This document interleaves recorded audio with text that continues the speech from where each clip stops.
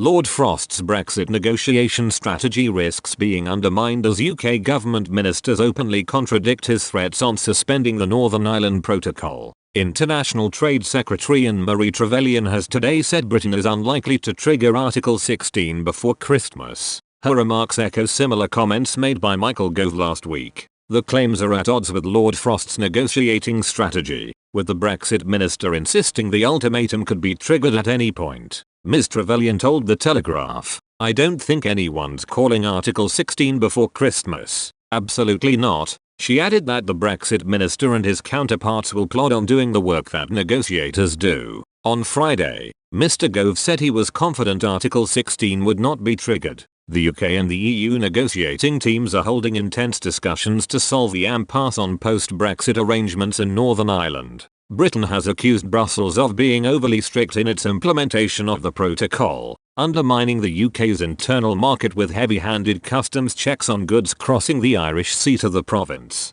Last week Lord Frost admitted there is the potential to generate some momentum in our discussions, but that significant gaps remain across most issues. He warned if the EU fails to give ground to UK demands to ease frictions in trade, he will take unilateral action to suspend the protocol's implementation. Following a meeting with the European Commission Vice President Maros Sefcovic on Friday, he said, "We remain prepared to use the safeguard provisions under Article 16, which are a legitimate recourse under the protocol in order for the government to meet its responsibilities to the people of Northern Ireland." The comments from Ms Trevelyan and Mr Gove are in stark contrast to those by the man tasked with finding a more permanent solution for the protocol. Addressing a fringe event at the Conservative Party conference in October, Lord Frost said it was vital to keep the EU guessing in talks. He said, "Keeping the other side on the hop is an important part of that. Uncertainty about how people are going to react, how we're going to react. The mixed messages now coming from the government risk undermining attempts to persuade the EU that Britain is serious about following through on its threats."